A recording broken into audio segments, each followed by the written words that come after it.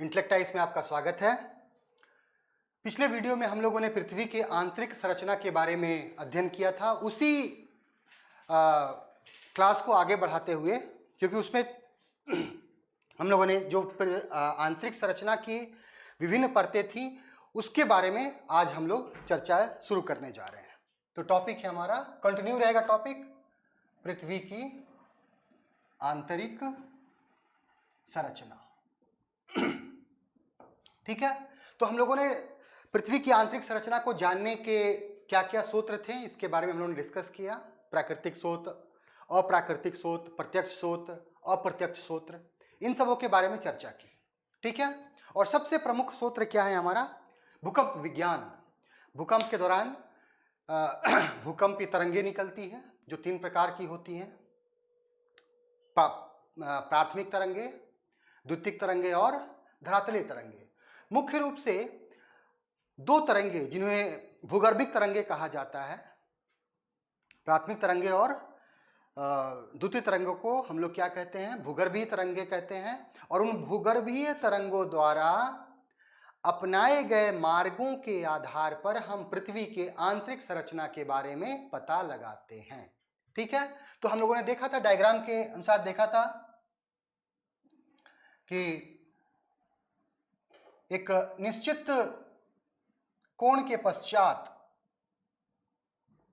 S wave जो है वो अपना रास्ता बदल लेती है, पृथ्वी के आंतरिक भाग में प्रवेश नहीं करती। पी वेव प्रवेश करती है, लेकिन पी वेव जैसे प्रवेश करती है आंतरिक भागों में, इसके स्पीड में क्या हो जाती है? कमी आ जाती है। ठीक है, तो इस आधार पर अगर ये केंद्र है, ठीक है, तो हम पृथ्वी की आंतरिक संरचना के बारे में केंद्र से अगर हम ऐसे निकाल लें, ठीक है, तो सबसे ऊपर का पार्ट 1, ये यहां से यहां 2 भाग और ये 3 भाग। ठीक है,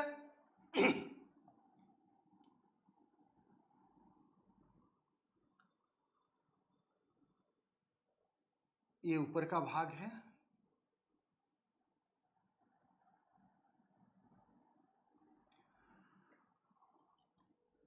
(2900 किलोमीटर), केंद्र 6371 किलोमीटर। ठीक है, जो नई एनसीईआरटी आ रही है उसमें आपको 63770 किलोमीटर लिखा हुआ है। ठीक है, तो सतह का जो पृथ्वी का सबसे ऊपरी भाग है इसे भूपर्पटी कहा जाता है। ठीक है, उसके नीचे जो पार्ट है मेंटल का पार्ट है। ठीक है, मेंटल, और ये मेंटल का, इसको भी हम लोग कितने भागों में बांटते हैं? 2 भागों में बांटते हैं, ऊपरी मेंटल और ऊपरी मेंटल और निचली मेंटल।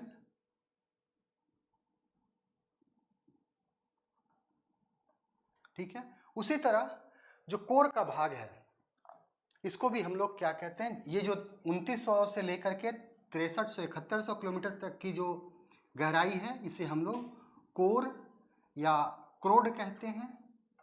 इसको भी 2 भागों में बांटा जाता है। ठीक है, इसको हम लोग कहते हैं बाह्य कोर, बाह्य कोर, इसको कहते हैं आंतरिक कोर। ठीक है, और 5150 किलोमीटर। ठीक है, और ये 700 किलोमीटर। तो इस प्रकार पृथ्वी के अंदर ये मुख्य परतें हैं, 3 मुख्य परत और बाकी क्या है? गौण परतें हैं।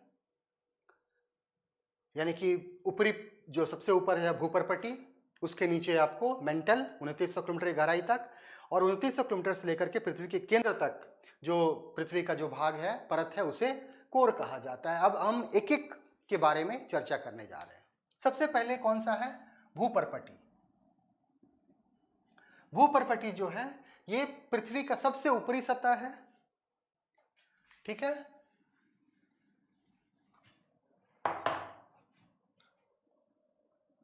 भूपर्पटी क्या है? सबसे ऊपरी सतह है ये। इसकी औसत मोटाई महाद्वीपों पर 35 किलोमीटर तथा महासागरों में 5 किलोमीटर, क्योंकि भूपर्पटी पर ही क्या है, ये महाद्वीप हो गया और ये क्या हो गया, महासागर हो गया, ठीक है। औसत मोटाई कितनी है इसकी? भूपर्पटी महाद्वीपों में 35 किलोमीटर और महासागरों में इसकी 5 किलोमीटर इसकी मोटाई है। जो महाद्वीपीय भाग है जिसकी मोटाई 35 किलोमीटर है, इसका निर्माण ग्रेनाइट चट्टानों से हुआ है, ग्रेनाइट चट्टानों से, और महासागरीय भाग का निर्माण बैसाल्ट चट्टानों से हुआ है, बैसाल्ट चट्टानों से, ठीक है।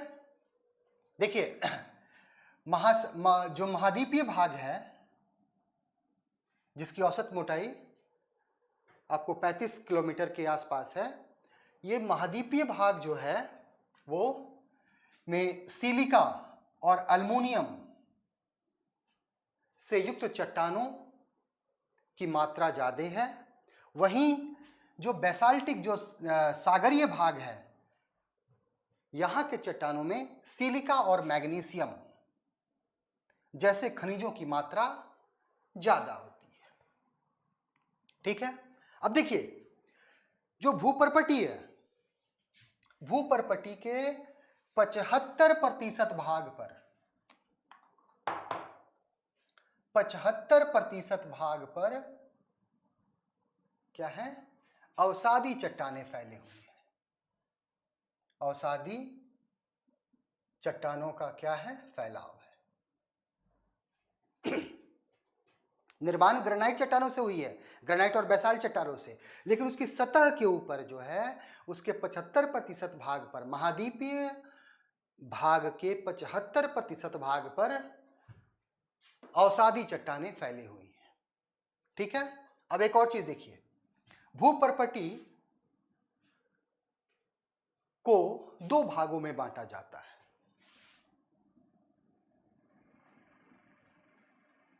ठीक है, ऊपरी भाग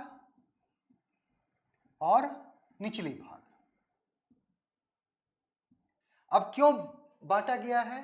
तो घनत्व में अंतर के कारण। जो ऊपर की जो चट्टानें हैं उनका घनत्व कम है और नीचे की जो चट्टानें हैं उनका घनत्व ज्यादा है, ठीक है। और इस घनत्व में अंतर के कारण क्या होता है, जो भूकंपी तरंगे हैं उनकी गति में भी परिवर्तन हो जाता है।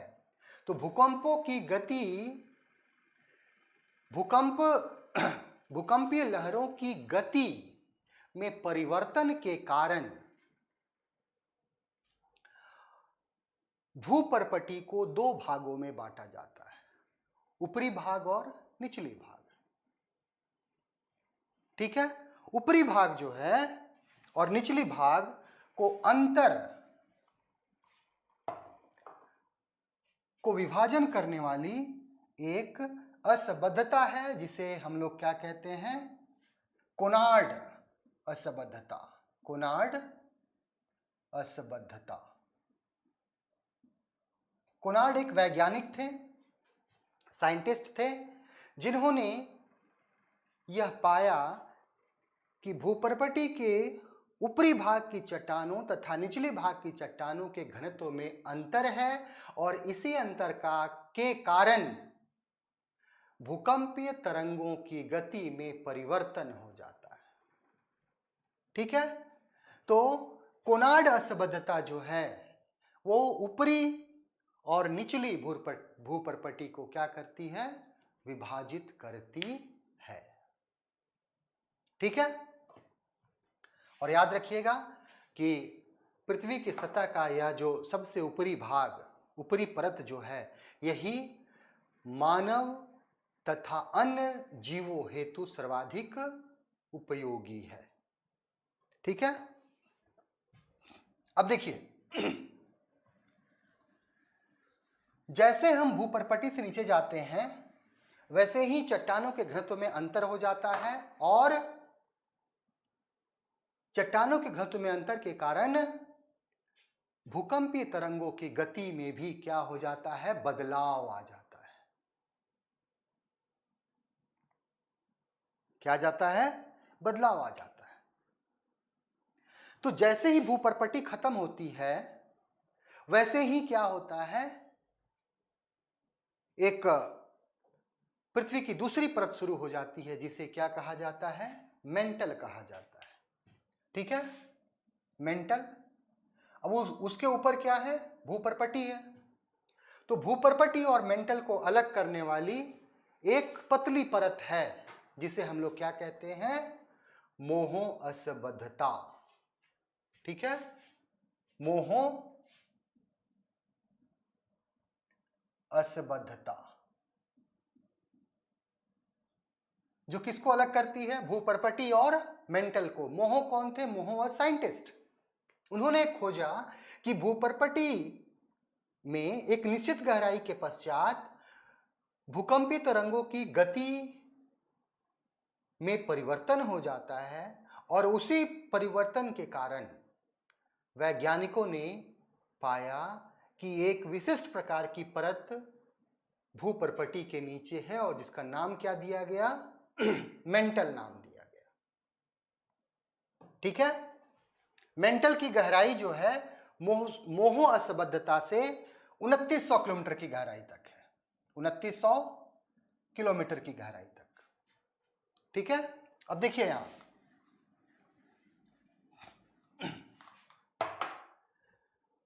इसे भी कितने भागों में बांटा गया है, मेंटल को भी दो भागों में बांटा गया है, ऊपरी मेंटल और निचली मेंटल। और इन दोनों को अलग करने वाली एक असंबद्धता है जिसका नाम है रेनेल।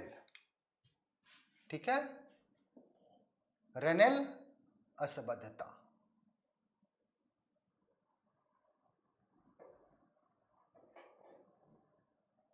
ठीक है, घनत्व में अंतर हो गया तो घनत्व में अंतर के कारण एक दो इसके अंदर भी क्या हो गया, दो परतें हो गई। और दोनों परतों को कौन अलग करता है, ऊपरी मेंटल और निचली मेंटल दोनों को अलग कौन करता है, रेनेल। ठीक है, तो रेनेल असंबद्धता जो है ये ऊपरी मेंटल तथा निचली मेंटल को क्या करती है, अलग करती है। और अलग का तात्पर्य क्या है, भूकंपीय गति में, भूकंपीय लहरों की गति में परिवर्तन होता है। और परिवर्तन क्यों होता है, तो चट्टानों के घनत्व में अंतर के कारण। ठीक है, तो इसीलिए क्या किया गया, वैज्ञानिकों ने यह खोजा है कि मेंटल जो है इसमें भी आपको क्या है, जो चट्टानें हैं उनकी प्रकृति जो है वो सभी चट्टानों, जो मेंटल के जितने चट्टान हैं उनकी प्रकृति एक समान नहीं है। एक निश्चित गहराई के पश्चात देखते हैं कि चट्टानों की प्रकृति में अंतर हो जाता है और उसी अंतर के कारण क्या किया गया है, मेंटल को भी दो भागों में बांटा गया है, ऊपरी मेंटल और निचली मेंटल। अब यहां एक चीज में ध्यान से देखिएगा आप लोग,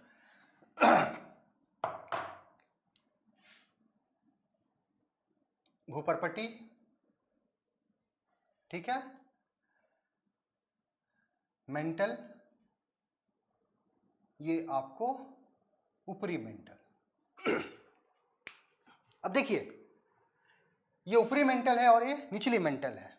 ऊपरी मेंटल में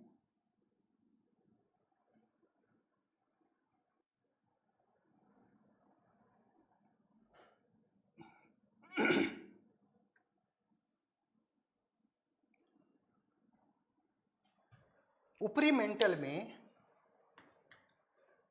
ये पूरा पार्ट किसका है, मेंटल का पार्ट है, ये पूरा मेंटल है। ठीक है, तो ऊपरी मेंटल में 70 से 300 किलोमीटर की गहराई में, 70 किलोमीटर से 300 किलोमीटर की गहराई में एक विशिष्ट प्रकार की परत पाई जाती है, एक विशिष्ट प्रकार की परत पाई जाती है जिसे एस्थेनोस्फेयर कहा जाता है।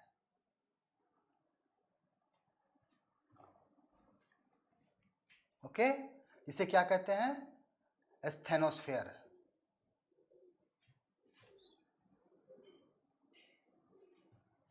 यह परत जो है एस्थेनोस्फेयर को मैग्मा चेंबर भी कहा जाता है। Magma chamber. ये यहां का जो तापमान है एस्थेनोस्फेयर का वो 1300 डिग्री सेल्सियस के आसपास रहता है और ये पिघली अवस्था में है।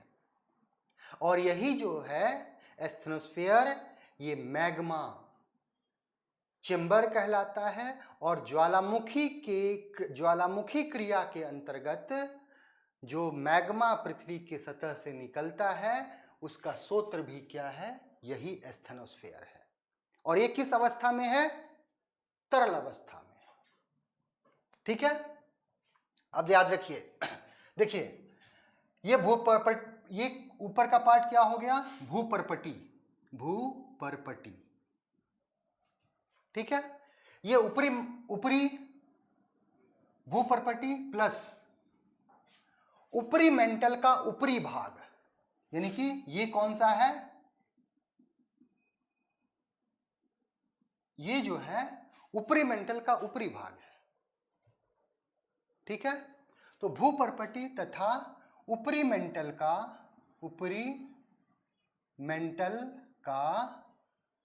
ऊपरी भाग मिलकर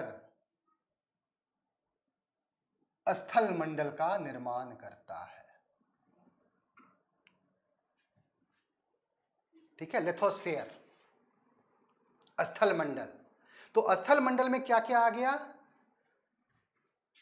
पूरी भूपर्पटी आ गई और ऊपरी मेंटल का ऊपरी भाग जो क्या है? कठोर है।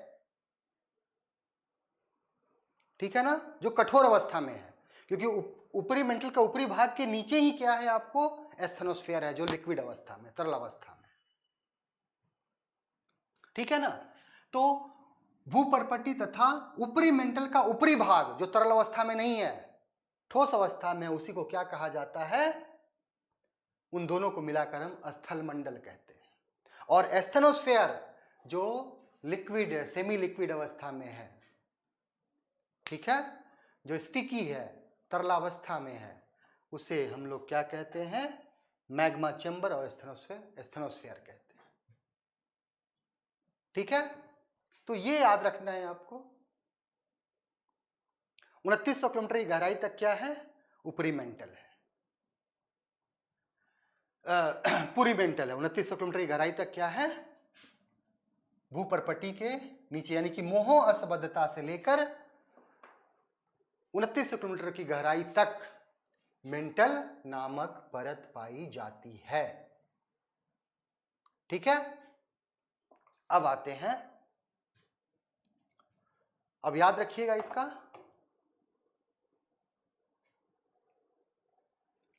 पृथ्वी के कुल आयतन का 83%,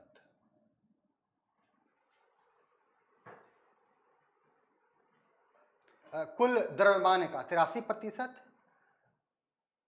ओके। और डेंसिटी मतलब घनत्व होता है। ठीक है, पृथ्वी के कुल द्रव्यमान का, पृथ्वी के कुल आयतन का 83% और कुल द्रव्यमान का 68%। ये क्या है? आपको ऊपरी मेंटल में, मेंटल नामक परत में उपस्थित है। पृथ्वी के कुल द्रव्यमान का 68% और कुल आयतन का 83% किसमें है? आपको मेंटल में। उसी तरह पृथ्वी के कुल आयतन का 0.5% भूपर्पटी में और कुल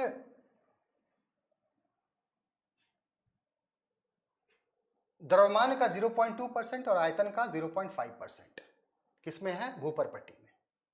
अब हम आते हैं तीसरा, 2900 किलोमीटर की गहराई से लेकर के 6371 किलोमीटर की गहराई तक क्या है? कोर अवस्था है। ठीक है। अब इन दोनों के बीच में भी क्या है? एक असंबद्धता है, जिसे हम लोग क्या कहते हैं? गुटेनबर्ग। ठीक है, गुटेनबर्ग असंबद्धता, यानी कि गुटेनबर्ग असंबद्धता ऊपरी मेंटल और कोर को क्या करती है? अलग करती है। ठीक है। अब देखिए, अब हम आते हैं किसके बारे में चर्चा करते हैं? कोर के बारे में।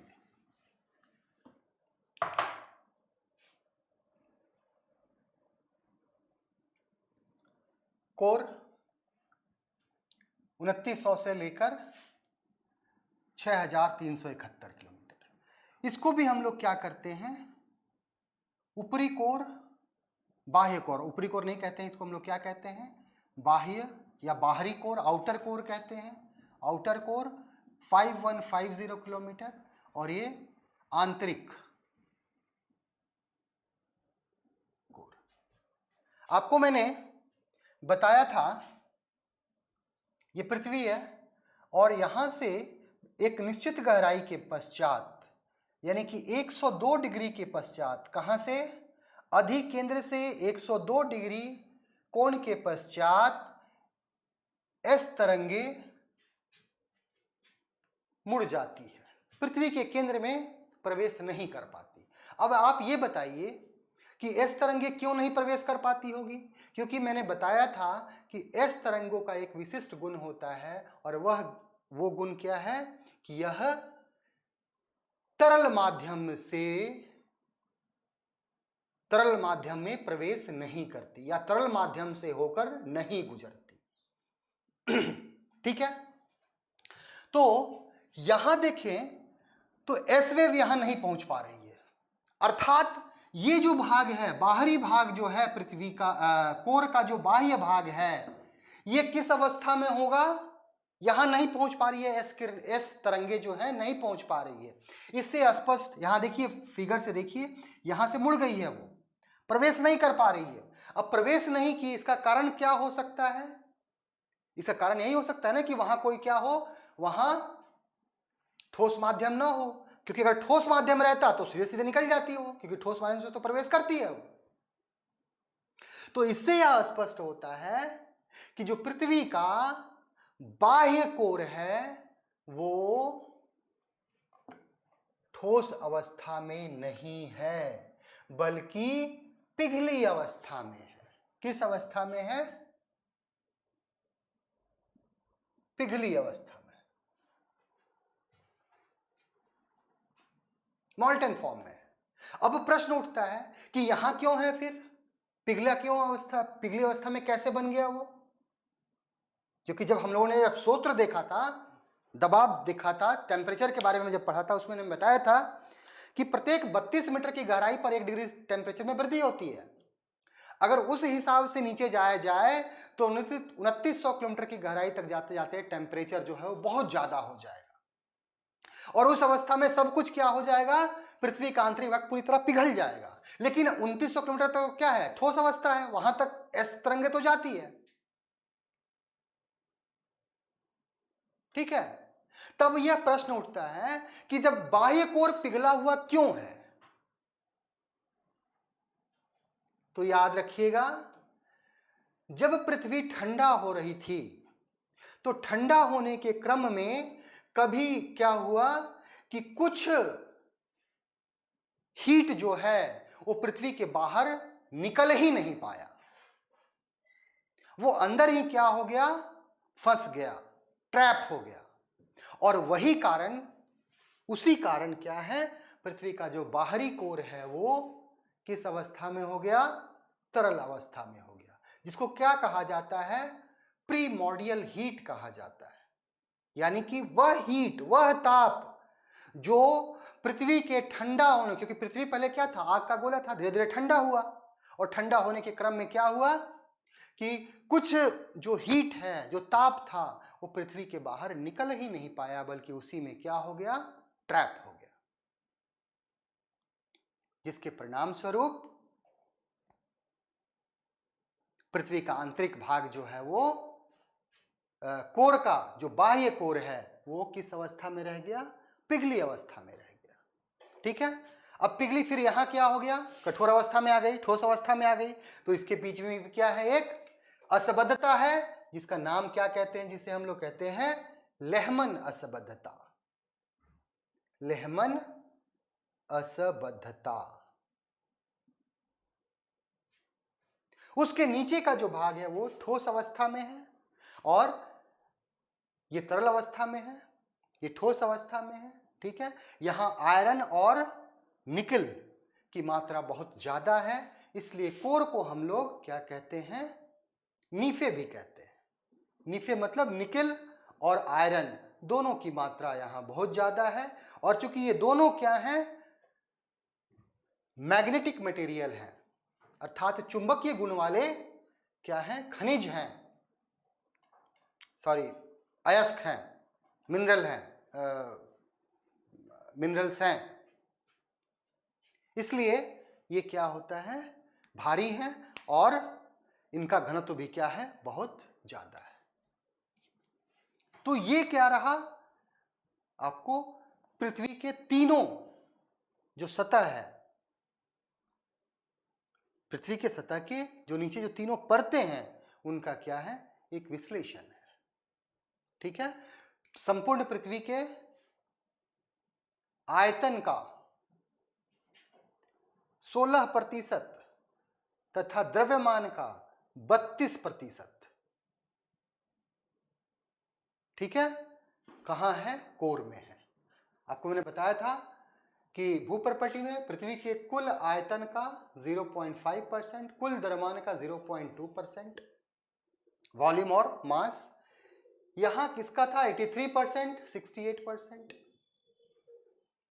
और यहां 16% आयतन का और 32% द्रव्यमान का कहां है, आपको पृथ्वी के आंतरिक भाग में, यानी कि कोर भाग में। इस प्रकार हम लोगों ने देखा कि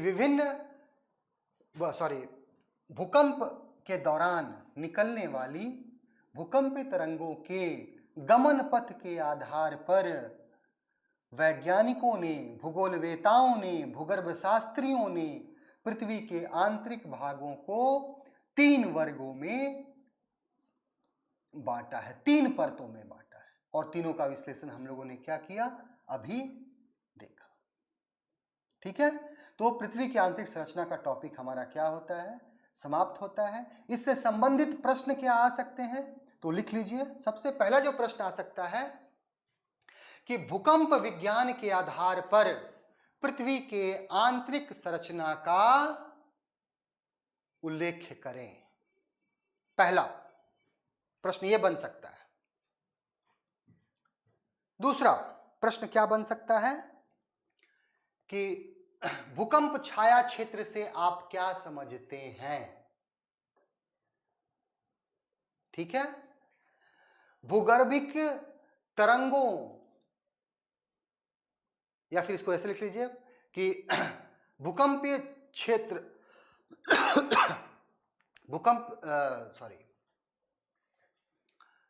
दूसरा प्रश्न लिख लीजिए कि छाया क्षेत्र से आप क्या समझते हैं। ठीक है, विभिन्न प्रकार के भूकंपीय तरंगों के आधार पर पृथ्वी के आंतरिक संरचना को स्पष्ट करें। तीसरा प्रश्न क्या है, पृथ्वी के आंतरिक भाग की जानकारी प्राप्त करने हेतु उपलब्ध सूत्रों का विवरण उपलब्ध कराएं। तो ये 3 प्रश्न की संभावना यहां से बन सकती है। सिंपल क्वेश्चन आएगा आपको यहां से, कोई क्या कहते हैं, बहुत कंसेप्ट का क्वेश्चन यहां से बनता ही नहीं है उस तरह, क्योंकि अभी तक हमने क्या कहा कि हम दूसरे ग्रह पर पहुंच चुके हैं, दूसरे ग्रह के बारे में हमें बहुत जानकारी हो चुकी है, लेकिन अभी भी पृथ्वी के आंतरिक भाग की जानकारी हमारे पास पूर्ण रूपेण नहीं है। जो भी है वो हमें अप्रत्यक्ष जानकारी, अप्रत्यक्ष स्रोतों से प्राप्त हुई है। ठीक है, तो ये टॉपिक हमारा यहीं खत्म होता है। अब दूसरा टॉपिक जो बहुत ही इंपॉर्टेंट है उसकी चर्चा हम लोग करते हैं। ठीक है, महाद्वीप एवं महासागरों का वितरण। ठीक है, महाद्वीप एवं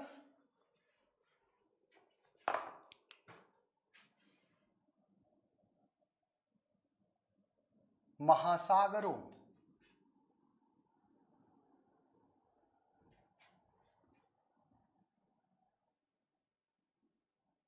का वितरण। ठीक है, देखिए महाद्वीप एवं महासागरों का जो वितरण के संबंध में आपको दो सिद्धांतों का अध्ययन करना है। इस शीर्षक के अंतर्गत महासागर और महाद्वीप जो हैं, इनके वितरण को लेकर दो सिद्धांत महत्वपूर्ण हैं और इन दो सिद्धांतों को आपको अच्छे से इसके बारे में जानकारी प्राप्त करना अत्यंत आवश्यक है। पहला जो है महाद्वीपीय विस्थापन सिद्धांत।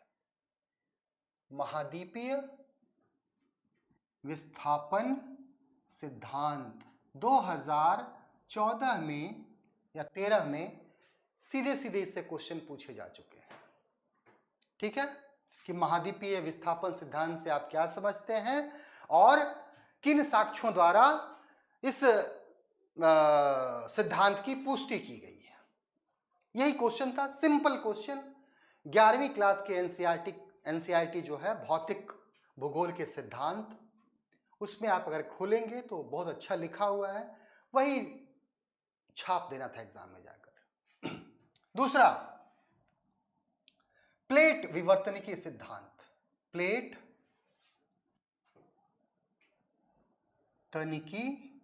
विवर्तनिकी सिद्धांत। ये दो सिद्धांत सर्वाधिक वैज्ञानिक सिद्धांत प्लेट विवर्तनिकी सिद्धांत है, क्योंकि इसने भू आकृति विज्ञान के समस्त समस्याओं का निराकरण इस सिद्धांत द्वारा कर दिया गया। ठीक है, चलिए, तो सबसे पहले हम लोग किसके बारे में चर्चा करेंगे? महाद्वीपीय विस्थापन सिद्धांत। देखिए महाद्वीपीय विस्थापन सिद्धांत का प्रतिपादन एल्फ्रेड वेगनर द्वारा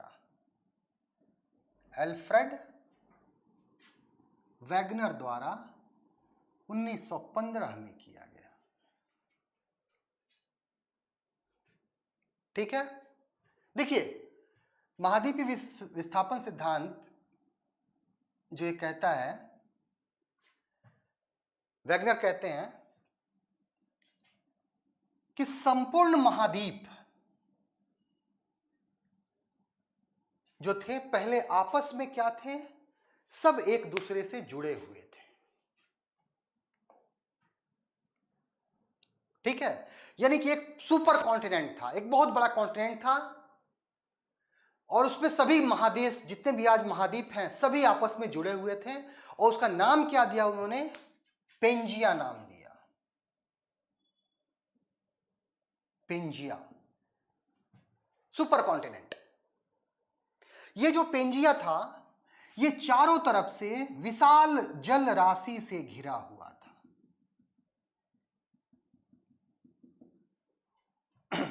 जिसका नाम उन्होंने क्या दिया? पेंथालासा।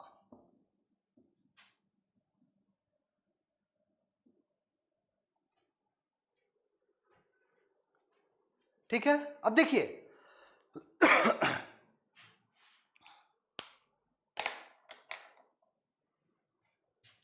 महाद्वीपीय विस्थापन सिद्धांत किसने दिया? अल्फ्रेड वेगनर ने दिया। उसके अनुसार क्या है कि संपूर्ण जो महाद्वीप थे आपस में क्या थे? जुड़े हुए थे। उसका नाम क्या दिया उन्होंने? पेंजिया। और पेंजिया जो था वो चारों तरफ से विशाल जलराशि से क्या था, घिरा हुआ था, जिसका नाम उन्होंने पेंथालासा दिया।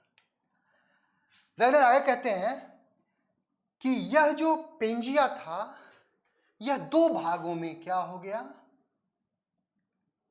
विभक्त हो गया, बट गया। दो भाग कौन कौन से, अंगारा लैंड या अंगारा भूमि, जिसको लॉरेशियन भी नाम दिया गया, लॉरेशिया,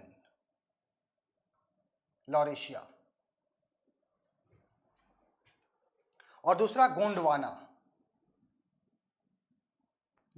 भूमि।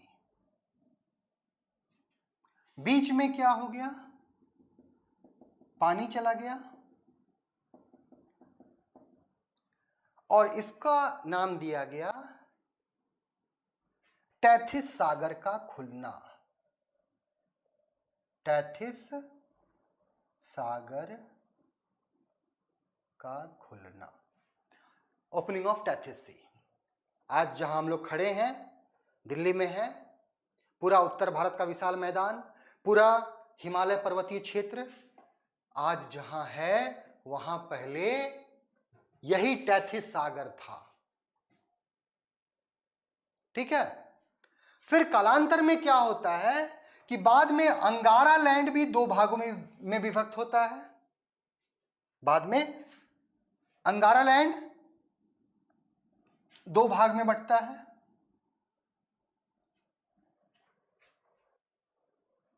उत्तरी अमेरिका और यूरेशिया, यूरोप और एशिया। गोंडवाना लैंड भी टूटता है और इससे क्या बनता है, साउथ अमेरिका, अफ्रीका,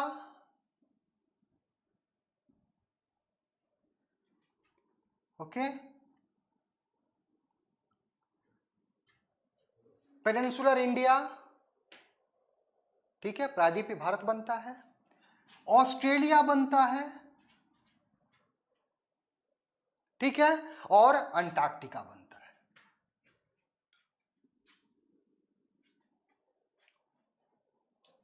ये किसने कहा, वैगनर ने कहा।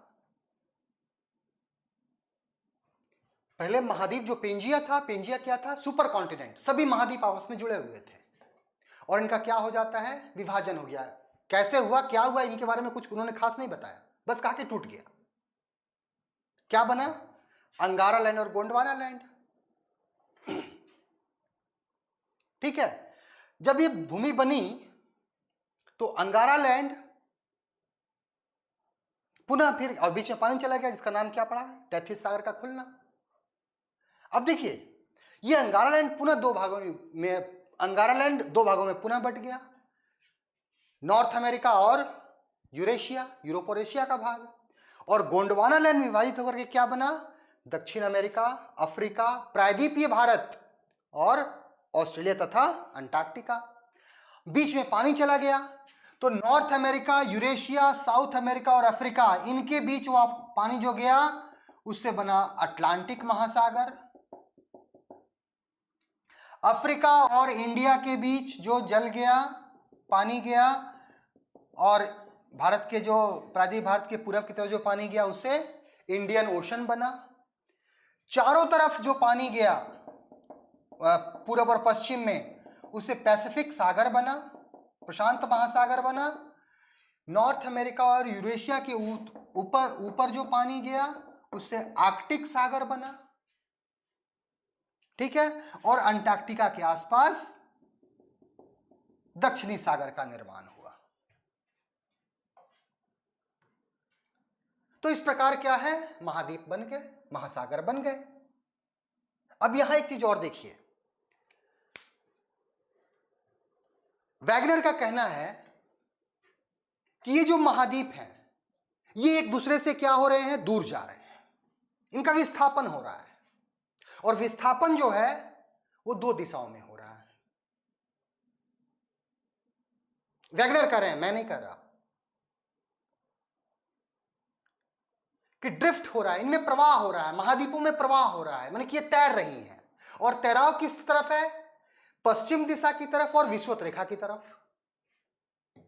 ठीक है, तो देखिए वैगनर के अनुसार महाद्वीपों का में जो प्रवाह है वो दो दिशाओं में हो रहा है। ठीक है, दो दिशाओं में कौन कौन सी दिशा है? पहला विषुवत रेखा की तरफ। अब उन्होंने कहा है कि विषुवत रेखा की तरफ क्यों हो रहा है, तो उसके लिए दो बल जिम्मेदार हैं, गुरुत्वाकर्षण बल। अब कैसे है क्या है उसके बारे में आप मत सोचिएगा, क्योंकि उन्होंने कहा, झूठ कहा, लेकिन जानना जरूरी है, क्योंकि 1915 से लेकर के 1960 के दशक तक यह सिद्धांत संपूर्ण विश्व में इसकी क्या थी? बोली थी। मतलब संपूर्ण विश्व में इसको मान्यता प्राप्त थी। 60 के दशक में जाके क्या आया? प्लेट विवर्तन के सिद्धांत आया। उस सिद्धांत ने फिर क्या किया? महाद्वीप विस्थापन सिद्धांत को नकार दिया। लेकिन तब तक 50 वर्षों तक लगभग ये क्या रहा? पूरी तक इसकी जकड़ रही। ठीक है, गुरुत्वाकर्षण बल और दूसरा उत्प्लावनशीलता बल। उत्प्लावनशीलता,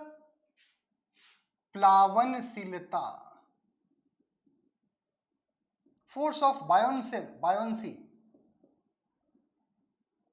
उत्प्लावनशील बल, उत्प्लावनशील यानी कि कोई भी वस्तु को अगर हम पानी में डुबाएंगे तो पानी भी क्या करेगा? नीचे से एक बल लगाएगा, जिसको उत्प्लावनशील बल कहा जाता है। और जब यह बल ज्यादा रहेगा तो कोई भी उस पर क्या करेगा? तैरेगा, जिसको फोर्स ऑफ बायोन्सी कहा जाता है। तो इन दो बलों के कारण महाद्वीपों का जो प्रवाह है वो किस ओर हो रहा है? विषुवत रेखा की तरफ हो रहा है।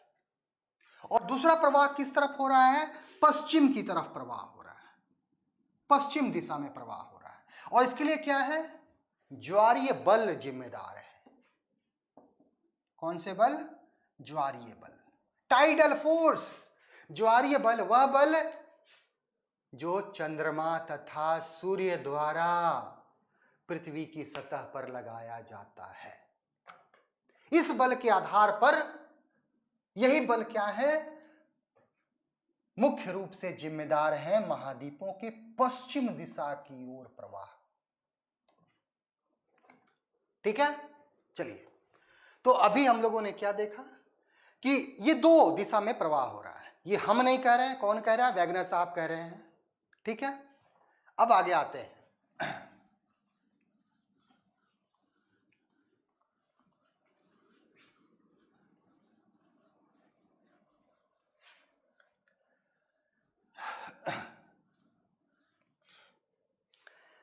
अब इन्होंने प्रमाण भी दिए कि देखिए कौन कौन से प्रमाण है जिसको जो पुष्ट करता है कि महाद्वीपों में क्या हो रहा है? प्रवाह हो रहा है। ठीक है, तो प्रमाण अपने सिद्धांत को सिद्ध करने के लिए, अपने सिद्धांत को क्या करने के लिए? सिद्ध करने के लिए वैगनर ने कुछ प्रमाण भी दिए। अब जैसे कौन कौन से प्रमाण हैं तो देखिए,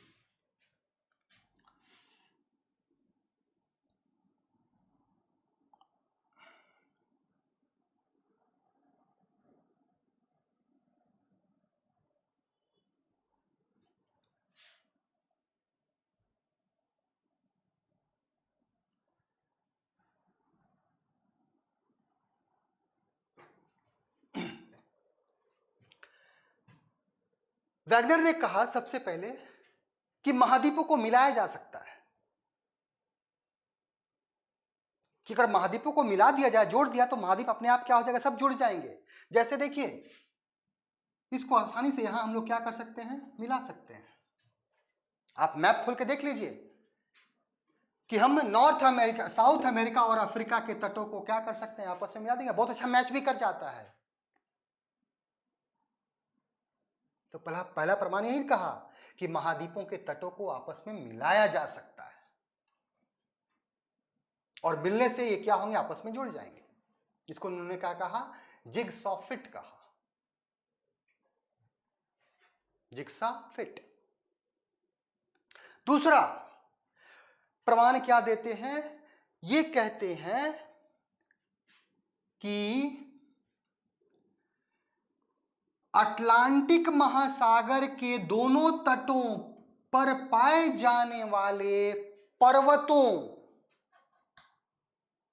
में समानता है। और समान कब होगी कोई भी चीज? जब दोनों को दो बराबर भागों में बांटा जाएगा।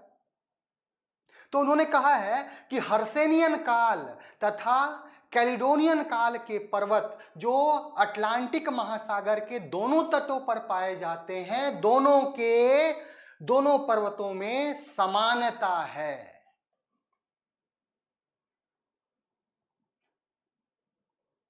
और यह समानता क्यों है?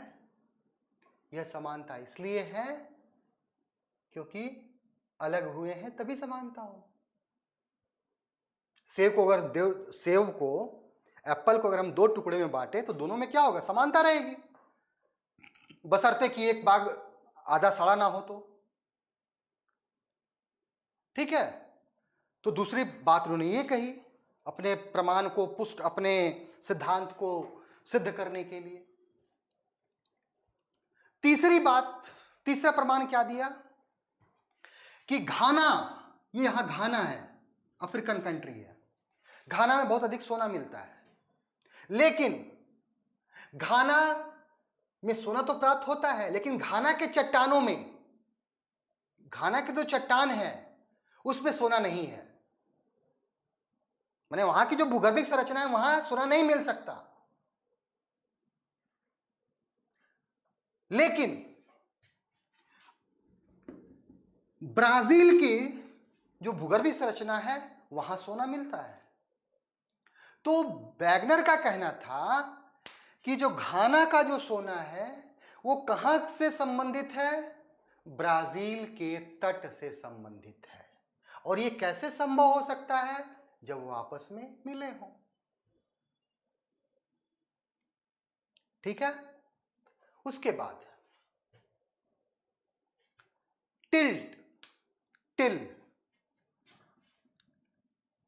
हिमानी निक्षेप से, यानी कि जो हिमनदी होता है उसके निक्षेप से जो चट्टानें होती है उसको टिल कहा जाता है। वैगनर का कहना है कि दक्षिण अमेरिका, अफ्रीका, प्रायद्वीपीय भारत और ऑस्ट्रेलिया, इन सभी जगहों हमें किसका प्रमाण मिलता है? टिल का प्रमाण मिलता है। अर्थात हमें इन महाद्वीपों से और महाद्वीपों के भाग से हिमानी निक्षेपण के प्रमाण मिलते हैं। और वर्तमान समय में यहां हिमानी है नहीं, वर्तमान समय में यहां हिमानी नहीं है, हिमनदी नहीं है। इसी उन्होंने कहा कि आपस में कभी ये जुड़े हुए थे, आपस में जुड़े होंगे तभी क्या होगा? वहां कभी ठंडे जगह पे होंगे ये, वहां हिमानी हो, वहां क्या होगा? पूरा जो क्षेत्र होगा वो हिम से भर गया होगा, उस पर जमा हो गया होगा, हिम वर्षा आ गया होगा, वहां हिम की चादर फैल गई होगी। और वर्तमान में सब एक यहां क्या है? वर्तमान में इन सभी एरिया में आपको बर्फ का कोई प्रमाण नहीं मिलता। लेकिन यहां वैसे चट्टानें पाई गई हैं जो सिर्फ उन्हीं क्षेत्रों में मिलती हैं जो हिमाच्छादित क्षेत्र हैं, जहां क्या है? Covered with ice.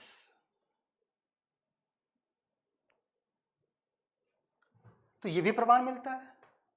उसके बाद वैगनर ने क्या कहा? ग्लेसोपेटेरस,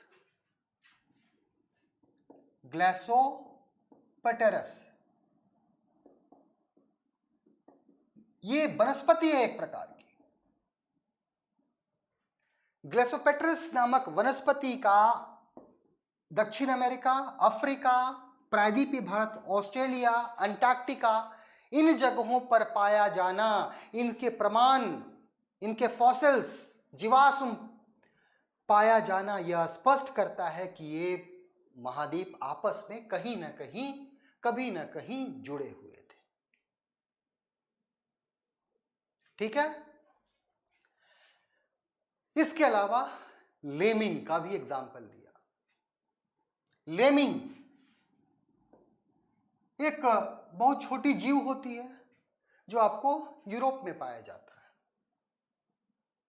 आर्कटिक क्षेत्रों में। और ये लेमिंग जो है, जब भी भोजन की कमी होती थी तो वे पश्चिम दिशा की ओर भागते हैं भोजन की तलाश में, सैकड़ों की संख्या में, लाखों की संख्या में। और आगे जाते हैं और पानी में डूब के क्या हो जाता है, डूब जाते हैं, ये मर जाते हैं। तो वैगनर ने कहा कि जब पूर्वी भाग में भोजन की कमी होती थी तो वो पश्चिम भाग में भोजन की तलाश में आते थे, अर्थात पहले उन्हें यहां भोजन मिलता था, यानी कि वो यहां आकर के यहां डूब जाते हैं। क्यों? उनको तो भोजन की तलाश थी। तो भोजन क्यों नहीं मिला? क्योंकि ये क्षेत्र क्या हो गया, इनसे दूर चला गया, अब बीच में पानी चला आया। तो संभवतः यह क्षेत्र और यह क्षेत्र आपस में क्या था, मिला हुआ होगा।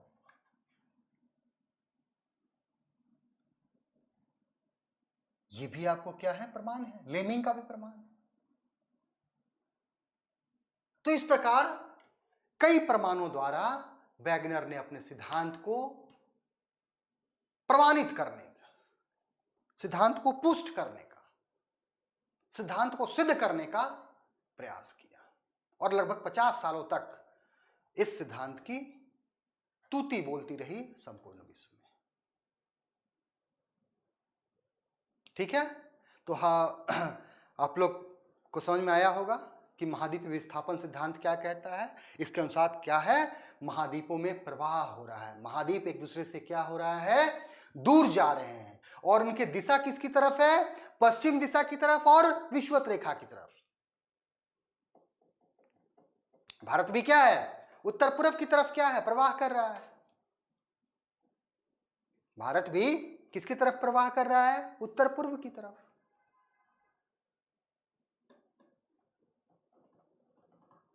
तो ये क्या थी, आपको महाद्वीपीय विस्थापन सिद्धांत। और इस पर क्वेश्चन पूछा हुआ है कि महाद्वीपीय विस्थापन सिद्धांत को पुष्ट करने हेतु अल्फ्रेड वेगनो द्वारा दिए गए प्रमाणों का उल्लेख करें। सीधा सीधा क्वेश्चन पूछा गया है, आप लोग देखिएगा यूपीएससी का पेपर उठा करके। ठीक है।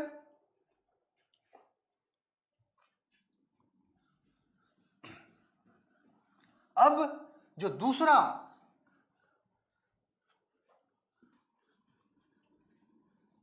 सिद्धांत है उसकी चर्चा करने जा रहे हैं, और यह सर्वाधिक वैज्ञानिक सिद्धांत है।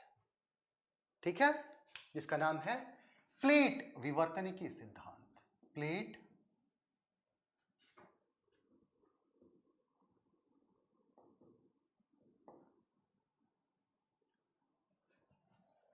देखिए, सर्वप्रथम हैरी हेस द्वारा इस सिद्धांत को प्रतिपादित किया गया। ठीक है, सर्वप्रथम हैरी हेस द्वारा 1960 के दशक में प्लेट विवर्तनिकी सिद्धांत को प्रतिपादित किया गया। उसके बाद मैकेंजी, पार्कर,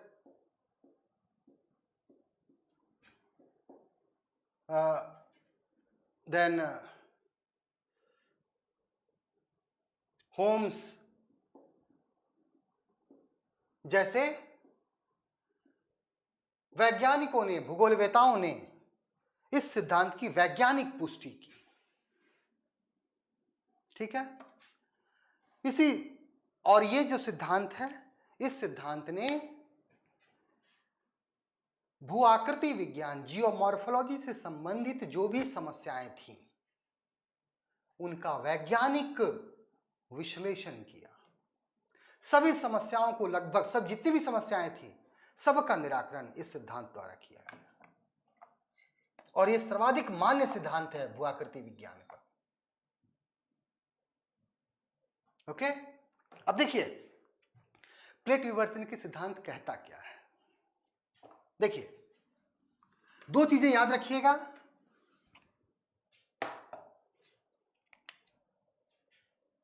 स्थल खंड किसे कहते हैं? ठीक है, याद है, भूपर्पटी तथा ऊपरी मेंटल के ऊपरी भाग को स्थलखंड कहा जाता है। यह स्थलखंड जो है क्या है? दृढ़ है, कठोर है। यह स्थलखंड जो है, अगर हम ऐसे बना दें,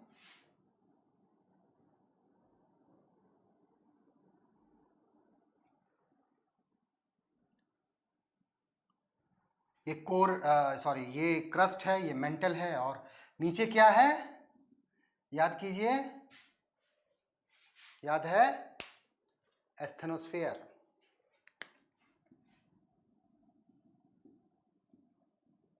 (1300°C is the temperature of this asthenosphere. पिघली अवस्था में है। ठीक है, ये जो स्थलखंड है ये छोटे बड़े कई टुकड़ों में बटा हुआ है। क्या है? ये छोटे बड़े टुकड़ों में बटा हुआ है, और इन्हीं छोटे बड़े टुकड़ों को क्या कहा जाता है?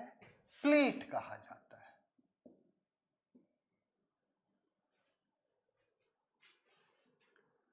स्थलखंड कई छोटे बड़े टुकड़ों में बटा हुआ है, और ये टुकड़े क्या हैं? दृढ़ हैं, कठोर हैं, और ये जो कठोर पिंड हैं, प्लेट हैं, वो एस्थेनोस्फीयर किस अवस्था में है?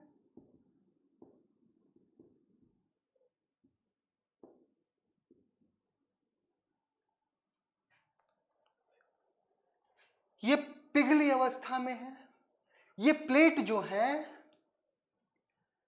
एस्थेनोस्फीयर पे तैर रही है, और अब ये तैर रही हैं, तो तैरने के क्रम में क्या हो रहा है? प्लेट के किनारों पर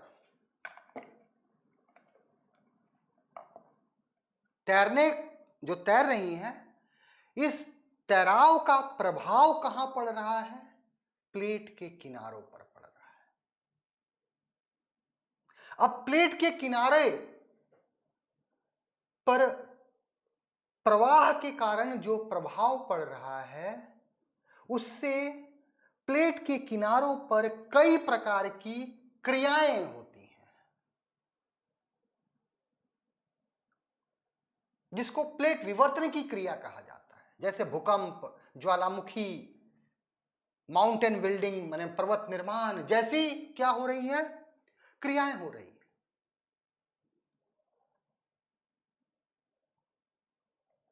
तो प्लेटों का प्रवाह,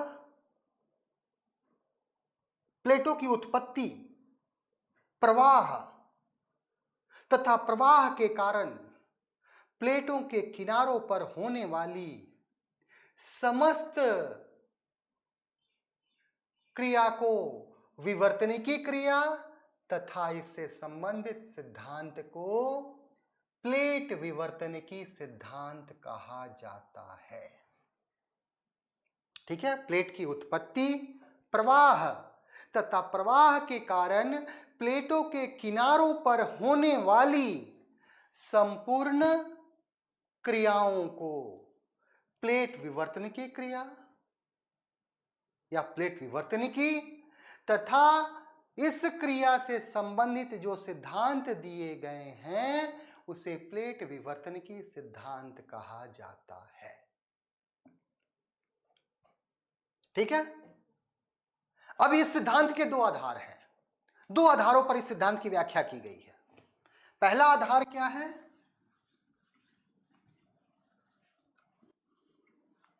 महासागरीय नितल का प्रसार। महासागरीय नितल का प्रसार पहला सिद्धांत जिस पर आधारित है ये सिद्धांत किसने दिया? हैरी हेस ने। और दूसरा जो है वो है आपको संवहनीय तरंग सिद्धांत।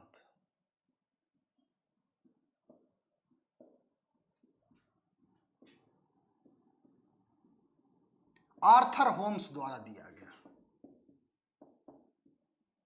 और इन दो सिद्धांतों पर ही आपको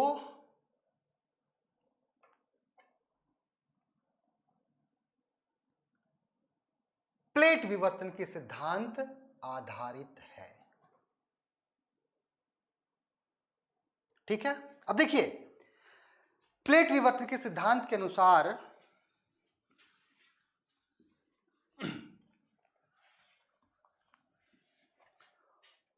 इस सिद्धांत के अनुसार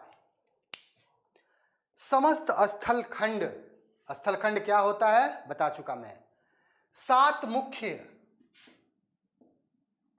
तथा लगभग 20 गौण प्लेटों से निर्मित है।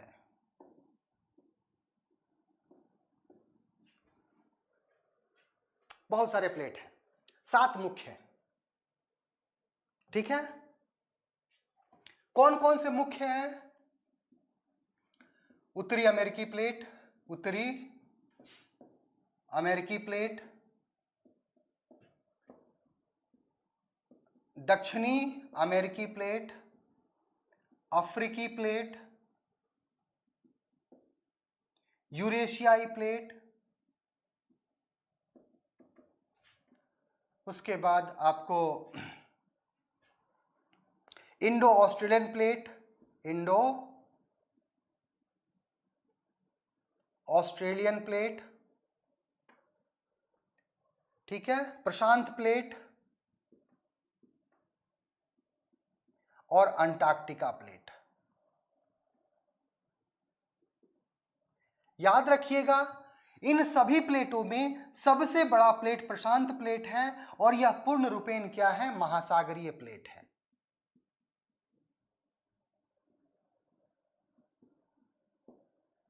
ठीक है। ये 7 मुख्य प्लेट है।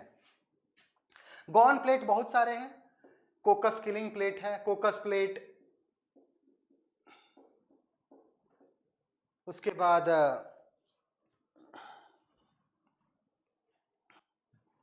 आपको नाजका प्लेट, देन कैरेबियाई प्लेट,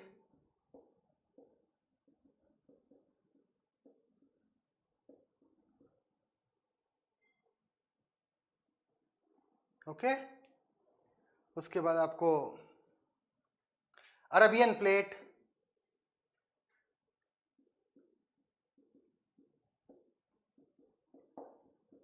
बहुत सारे ऐसे प्लेट हैं। अब देखिए ये प्लेट जो हैं गति कर रहे हैं, प्लेटों में प्रवाह हो रहा है। और ये प्लेट गति किस पर कर रहे हैं? तो प्लेटों के नीचे क्या है? एस्थेनोस्फेयर है, पिघली अवस्था में है, उसी पर क्या हो रहे हैं? प्लेटों में गति हो रही है, प्लेट उसी पर तैर रहे हैं। और प्लेटों में गति के कारण प्लेट के किनारे ही क्या हो रहा है? प्रभावित हो रहा है। ठीक है। प्लेट का किनारा तो कितने प्रकार के? 3 प्रकार के प्लेट किनारे।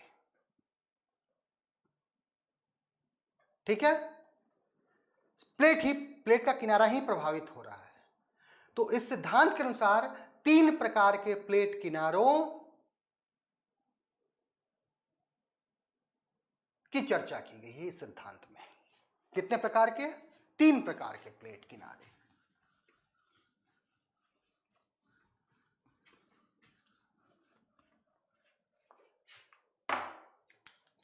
पहला, रचनात्मक प्लेट किनारा। चूंकि प्लेट के किनारे ही मुख्य हैं, संपूर्ण प्लेट का भाग नहीं, सिर्फ प्लेट का किनारा ही प्रभावित हो रहा है, उसी आधार पर 3 प्रकार के प्लेट किनारों की पहचान की गई है। ठीक है? रचनात्मक प्लेट किनारा, जिसको अभिसारी प्लेट किनारा भी कहा जाता है।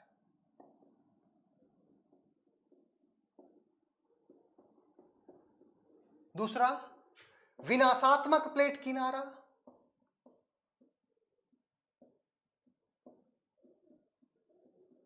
जिसको अपसारी प्लेट किनारा। और तीसरा, संरक्षी प्लेट किनारा।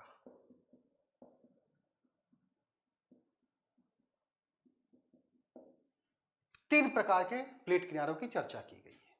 तो एक एक करके हम इसकी बात करते हैं। पहला कौन सा है? रचनात्मक प्लेट किनारा। देखिए, 2 प्लेट है,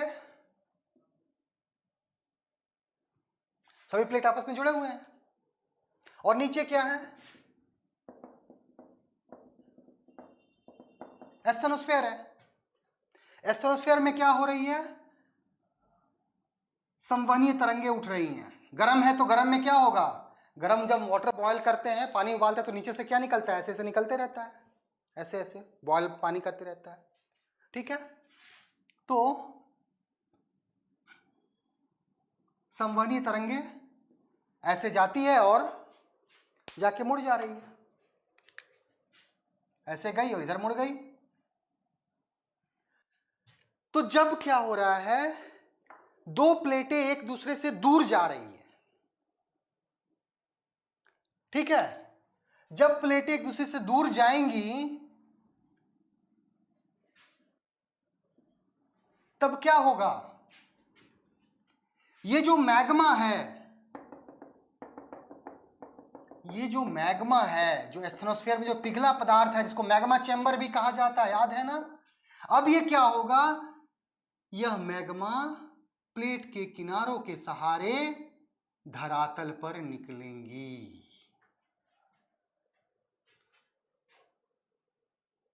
ठीक है? और निकलेंगी और ठोस होकर के क्या बना लेंगी? एक नए प्रकार के चट्टानों का, यानी निकल करके क्या बना लेंगी? प्लेट बना लेगी। निकलेगी नीचे से, गर्म होकर के ठंडा हो जाएगी और प्लेट का निर्माण कर देगी।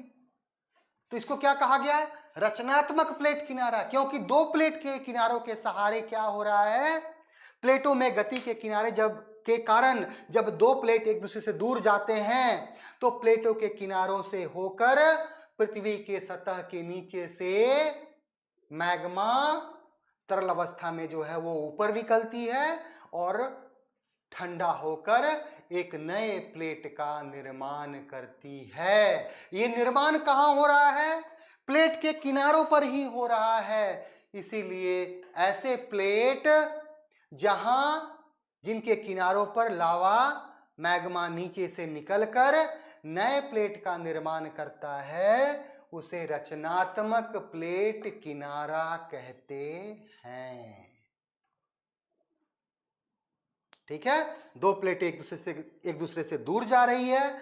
दूर जाने के कारण क्या हो रहा है? नीचे का लावा जो मैग्मा जो है ऊपर चला आ रहा है, और वही मैग्मा क्या हो जाएगा? ठंडा होकर एक नए प्लेट का निर्माण कर देगा। ठीक है? इसे क्या कहा गया? रचनात्मक प्लेट किनारा। दूसरा,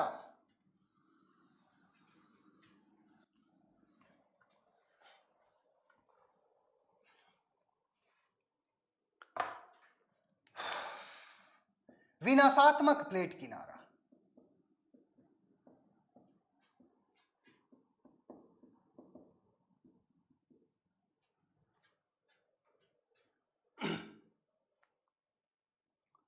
ठीक है?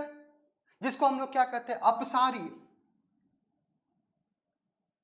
सॉरी, यहां याद रखिएगा, इसको अपसारी कहते हैं, इसको अभिसारी कहते हैं।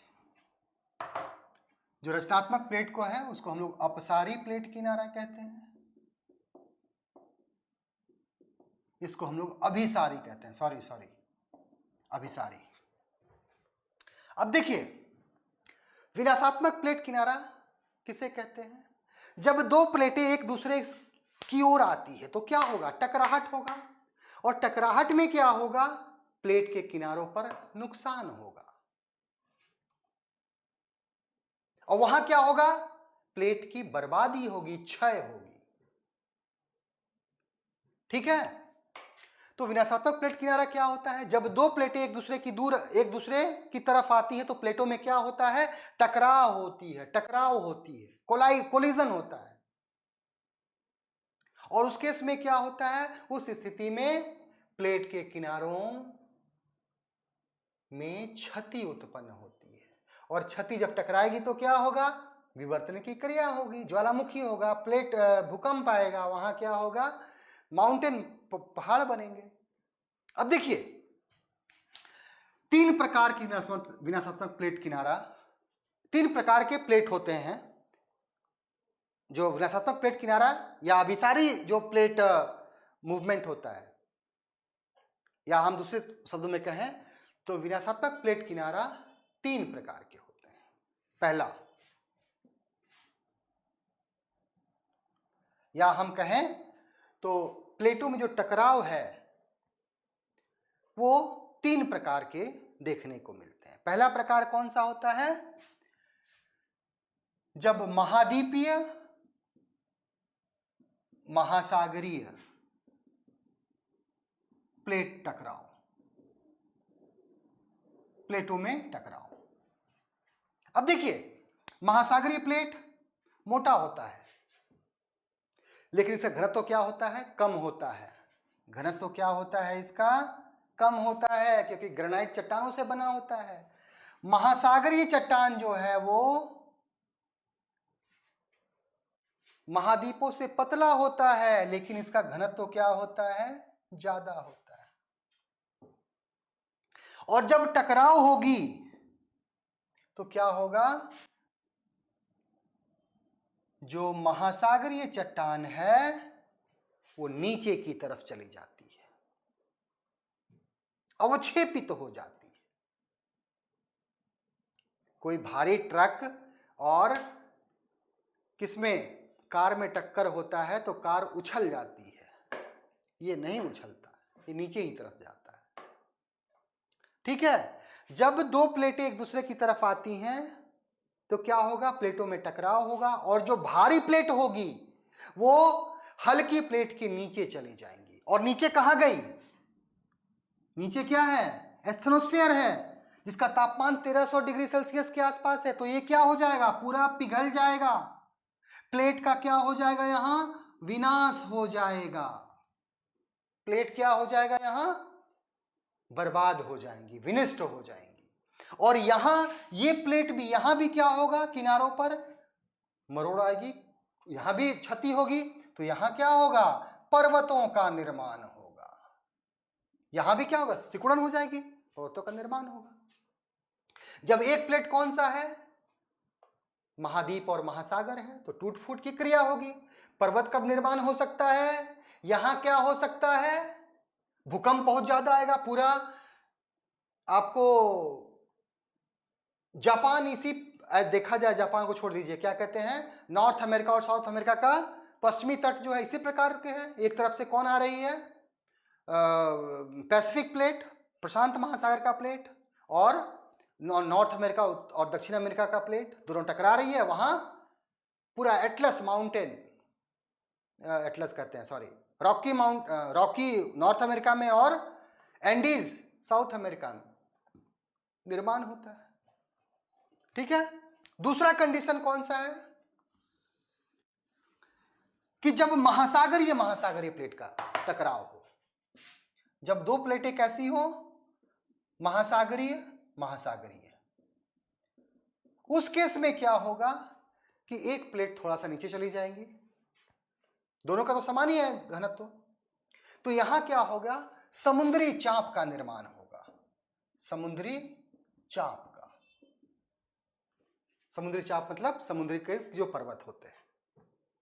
इसके अलावा यहां ट्रेंच,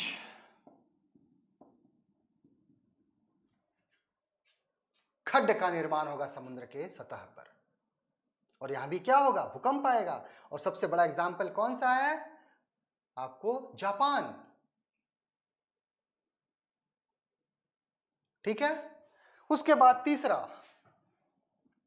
कंडीशन क्या हो सकता है, महाद्वीपीय महाद्वीपीय। जब दो महाद्वीपीय प्लेटों में टकराव होता है तो किसी भी प्रकार का सबडक्शन, कोई भी प्लेट नीचे नहीं जाती, बल्कि प्लेटों के किनारों पर ही क्या हो जाता है, वलन की प्रक्रिया होती है, और क्या हो जाएगा, वहां दो प्लेटें हैं टकराई आपस में, ठीक है ना, टकरा करके क्या हो गई, उनके किनारे मुड़ जाते हैं, दो प्लेटें एक दूसरे की तरफ आ रही है, तो यहां पर्वत की निर्माण प्रक्रिया होती है। और कौन से पर्वत, आपको वलित पर्वत का निर्माण होता है। जैसे एक तरफ इंडियन प्लेट जा रही है, भारतीय प्लेट, और ऊपर से यूरेशियन प्लेट आ रही है, दोनों में टकराव हुआ और हिमालय बन गया। एक तरफ हिमालय बना भारतीय प्लेट की तरफ, उनके तरफ क्या बना, कुनलुन शान बना। तो ये तीन कंडीशन हैं, तीन प्रकार के टकराव देखने को मिलते हैं। किसमें, विनाशात्मक प्लेट किनारों के, तो विनाशात्मक या अभिसारी, अभिसारी प्लेट, अभिसारी प्लेटों में तीन प्रकार के प्लेट किनारे देखने को मिलते हैं, जिसका निर्माण तीन प्रकार के प्रवाह से, तीन प्रकार के से होता है। एक तो महाद्वीपीय महाद्वीपीय चट्टानों के महाद्वीपीय प्लेटों के टकराहट से, महाद्वीपीय महासागरीय प्लेट के टकराहट से, और महाद्वीपीय और महासागरीय प्लेट के टकराव से। ठीक है। अब आता है तीसरा, तीसरा जो है वो है संरक्षी किनारा।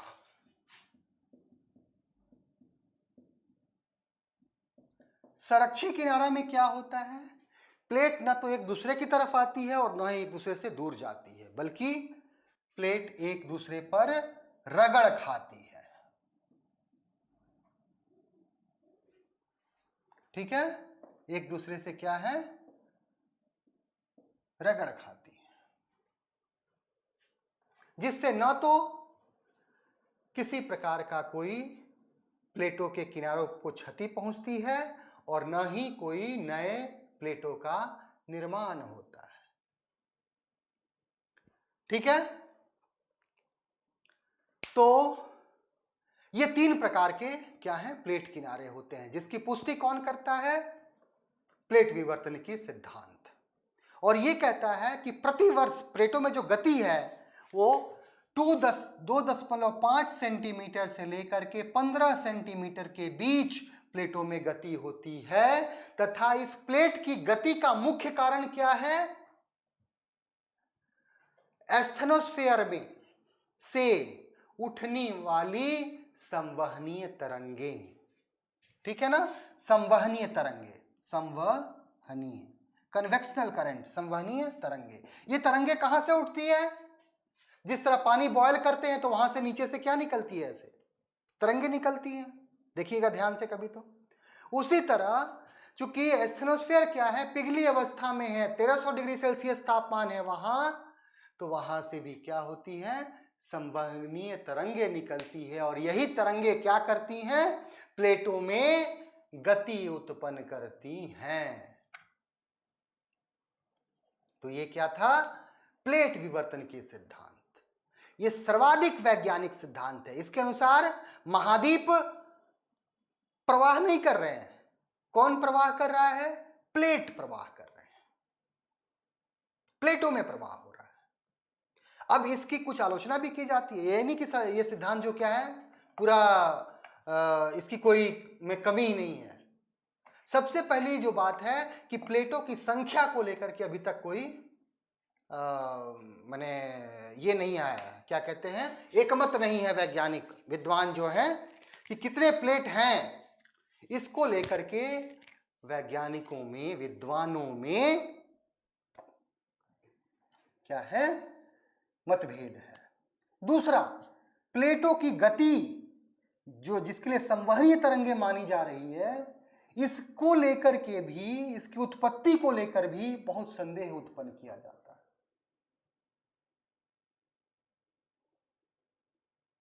ठीक है, अब देखिए एक तरफ प्लेट, और ये नहीं कि प्लेट कहीं खाली है, सभी प्लेट आपस में क्या है, जुड़े हुए हैं, और एक गति, एक प्लेट की गति का प्रभाव किस पर पड़ता है, दूसरी प्लेट पर पड़ता है। एक प्लेट की गति का प्रभाव किस पर पड़ेगा, दूसरी प्लेट पर पड़ेगा, क्योंकि प्लेट क्या है, सभी जगह आपस में जुड़े हुए हैं। ऐसा थोड़ी कि कहीं प्लेट खत्म हो गया वहां मत जाओ, प्लेट खत्म हो जाए, ऐसा तो है नहीं। सभी प्लेट आपस में जुड़े हुए हैं और एक प्लेट की गति का प्रभाव दूसरे पर पड़ता है। और यही कारण है कि अगर एक जगह प्लेटों का विनाश हो रहा है तो दूसरी जगह क्या हो रहा है, प्लेटों का निर्माण हो रहा है। क्योंकि अगर एक प्लेट है, मान लिया जैसे ये प्लेट है, इधर जा रहे हैं, तो यहां जो कोई प्लेट होगा उस पर यहां टकराव होगी, और ये यहां जाके इसे टकराएगा, तो यहां क्या होगा, विनाश होगा। और यहां जब दूर जा रहे हैं तो क्या होगा, यहां निर्माण होगा, नया प्लेट, नया लावा निकलेगा, मैग्मा निकलेगा और प्लेट का निर्माण करेगा। तो एक प्लेट की गति का प्रभाव किस पर पड़ता है, दूसरे पर पड़ता है,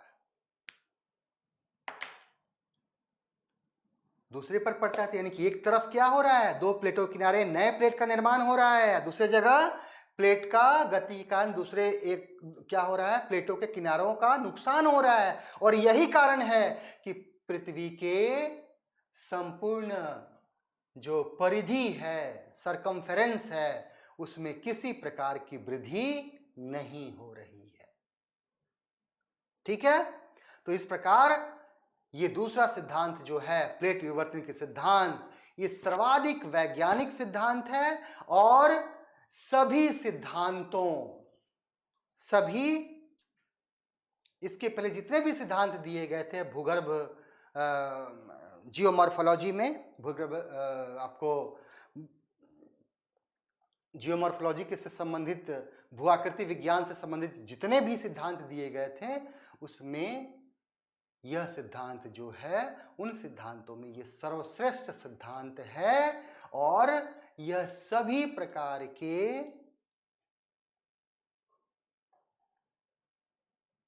आप समस्याएं जो भी है भूआकृति विज्ञान से संबंधित सभी समस्याएं, जैसे पर्वत निर्माण, भूकंप, ज्वालामुखी जैसी समस्याओं का वैज्ञानिक विश्लेषण करता है। ठीक है, ये हम लोग का कौन सा, ये दोनों टॉपिक हम लोग का समाप्त होता है। ठीक है, अगले वीडियो में हम लोग किसकी चर्चा करेंगे, किसी दूसरे टॉपिक के साथ हम लोग अगले वीडियो में फिर मिलेंगे। तब तक के लिए अपना ध्यान रखिए और ढंग से पढ़ाई करते रहिए। Thank you and take care.